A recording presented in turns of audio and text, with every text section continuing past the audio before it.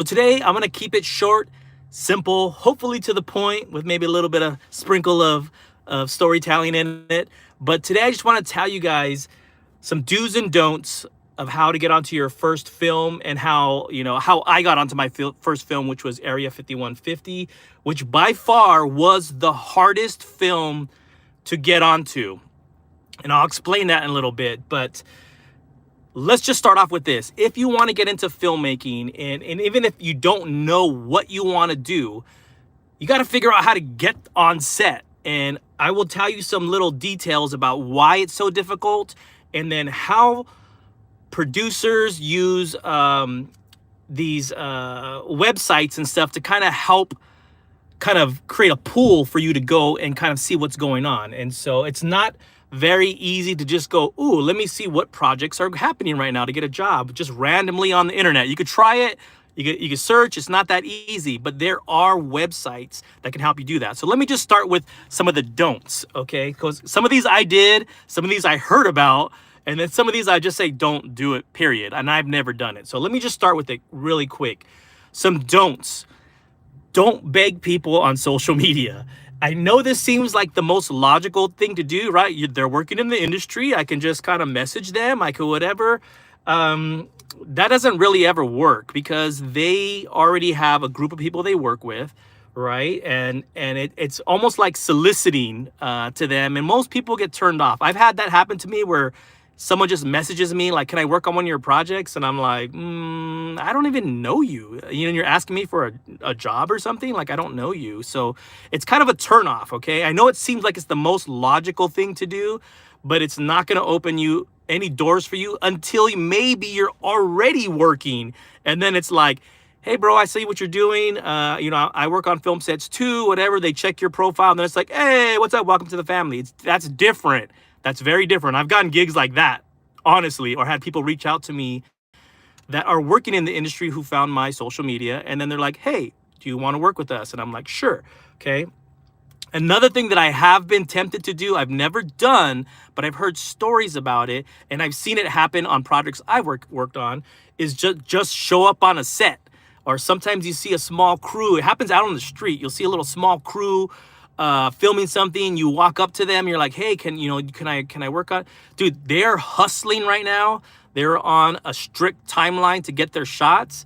They are not going to want to talk to you unless you possibly like, hey, can I just have a card and reach out to you? Or what company are you guys representing? They'll probably say, oh, we're from this something company, and then reach out to them while they're actively shooting a feature or commercial or whatever. You will not be welcome to that set, because it's very, very intense, time driven, and they're just trying to get the shot, and you are interrupting all of that. So sometimes you might meet a producer that's standing around, maybe, but I still would caution you to not do that. It seems logical. They're there, I'm gonna go talk to them. But it just doesn't work that way with this industry. This industry is very closed off, because people hire people they know. And that's just how it goes, right? And so I'll give you some tips of how I got onto the sets, which will then open your doors. It's all about networking, but you can't force that networking. You can try, but more than likely in my career, all the jobs I've got, or gigs or whatever, have always come from other people I've met on set, and they just remember me, and then they reach out to me. Or on socials, I'll say, hey, what's up, man? How's it going? He's like, hey, we need a photographer. Like, it just happens like that. But they're people I already know. Okay. I've heard stories of people reaching out to actors on social media. And let me just tell you this, that might seem very tempting too, because you see them on movies or whatever, but the way that it really works, they're not the ones that do all that. It's always the producers. There's a person responsible for hiring. You're more than likely to get in contact with a producer that can maybe talk to you or maybe point you to a crew. But I will tell you how this works. The producer's not always responsible for the crew. They may have the DP that they are bringing onto the project, and that DP brings their own crew. Do you know what I mean? And that's why you can't just say, hey, I want to work on this blockbuster film, and it just doesn't work that way. So let me kind of give you some ways to kind of help you start if you want to do, and this includes casting as well. So there are a bunch of websites that have project listings and casting calls. Okay, most of them you can do a free version of it, and then there's also a paid version, which I would recommend the paid version, and I'll explain that in a little bit. So there's a couple of them. One of them is called Mandy.com. Maybe I'll put that in the description. Another one that I could think of just off the top of my head is called Backstage.com. And what these things are is they're a hub. Okay, so like big companies like let's say Disney or Hulu, like projects that are going on, what they want to do is they want to get those projects out to the public in a certain way of people that are in the industry, that are creatives, that are directors, that are whatever. So they work with crews, mostly producers, to put out these listings on Mandy.com or Backstage.com. And in those listings, it'll say project, set dates, shoot in Los Angeles, give you the dates, the pay rates, and then what positions that they're looking for. So it's almost like going to an Indeed or something like that, like something like job listings, And so, but I will tell you, these sites offer free and paid, but the free is so limited that it will help you trying to break in. And let me say that again. Because of the free subscription, a lot of the work that's being showed on those are non-paid, right? So you're like, why would I want that? That's exactly what you want. If you're just getting started, the truth is nobody's going to hire you on set without any experience unless you know somebody. Like it's, oh, my cousin works, they'll bring you on as a PA or whatever. But a lot of student films and a lot of projects that are just trying to get things off the ground, they're looking for people, they're looking for crew, and they have no money. They have no money whatsoever, no budget. And so if you want to get on set, if that's your objective, then these are the easiest places. Because I'm not going to lie, they'll take anybody because they got to get their project done, and they just need people to help.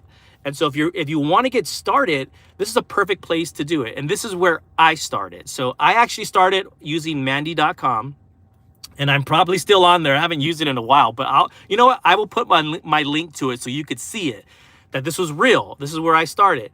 And so in the beginning, what I was looking for is just to get started. I wasn't ready to start paying monthly, which is not even that much. It's like $15 a month. But when you pay the $15 a month, you'll get access to paid gigs, and it'll tell you how much it is a day, what position they're looking for on the film set. And then a lot of times they don't tell you what the name of the project is or who's producing it. Like you find out when you get on set, you're like, oh, this was Disney. You know what I mean? Or, oh, this was some TV show or something. So they don't always give that information. They just want to see your resume, see your work, see what you've worked on, and then they'll reach out to you when you apply for it. So, but the free ones are always looking for people, guys. And student films are the best place to get started. So let me just tell you quickly how I did it, because you'll hear Area 5150 a lot as I talk through my projects and live streams and videos, because it changed my life. Like it really opened some doors for me, and I found it on Mandy.com. So let me just start by saying that I originally looked for a bunch of projects, but like student films, and for some reason, like nobody was calling me, and they just didn't. And so I was just like, okay, whatever. And then I saw Area 5150 almost a year later, right? Because the pandemic hit, and I just realized it was slow, and with COVID, nobody was shooting anything yet until we got all these guidelines, and then projects kind of slowly started ramping back up. So I applied for that one, and they called me the next day, and they said, hey, we're going to be shooting in a couple of days. It's out in Morongo Valley. If you want to come, we'd like you to come on as a production assistant, and we'll just see how it goes. And so I said, I'm so excited or whatever. And right before she hung up, I forgot what her name was. She was the assistant, one of the second AD. She said, you might have to find your own motel, or you can drive to and from if you're close enough. For me, it was not. It was like an hour and a half, I think 2 hours away or something. And so I I said, you know what, don't worry about it. And so I did it, and I got that job, and that was the first day I showed up on set. My first day on set, I was doing some crazy stuff, dude. I was like, they're like, where's the PA at? You know, and I'm like, we're shooting this scene where one of the guys was getting electrocuted, but they needed a shot where sparks were kind of flying from when they like were messing with the thing to shock them. And so someone had to create sparks. So I was literally on the ground with goggles and protected and hitting these wires, and it was creating like sparks. And that was my first day. Within the first 3 hours, that's what I was doing. And then later on, I kind of moved on to the camera crew. Later on that day, maybe about 4 or 5 hours in, I kind of moved to camera crew. I was like, I want to be doing crazy stuff like that. I don't know, but it was really fun. But how it looked on the scene and how the shot looked, oh, it was freaking epic. So that's what you guys can do. All right, like go check it out. Maybe I'll put a link in the description once I end this. I'll even search for mine if I can still have access to it. It's been a long time. I haven't used it in a while, a couple years, so I'm not sure if it's still there.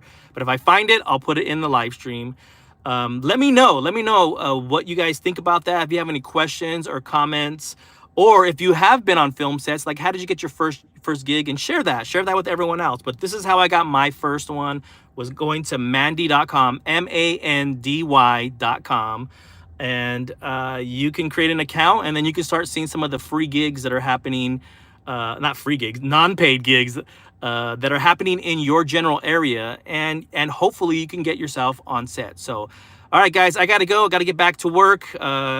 Just got to go hustle, got to go grind. So hopefully this helps. Let me know what you think. Don't forget to subscribe. Hit that notification bell, guys, so that we can get you guys onto these live streams. Right now, they're happening randomly versus I want to create a specific time so that you guys can anticipate it. But for the next 30 days, I'm just doing live streams, sharing some tips and tricks and things that I've learned on set, or talk about some of the features I've worked on, short films, what it's like to work on commercials, and just sharing stuff. So, all right, guys, I got to go. Have a great day. Don't forget to like this so we can get this sent out to more and more people interested in getting into the film industry. All right, guys, have a great day. I'm outie.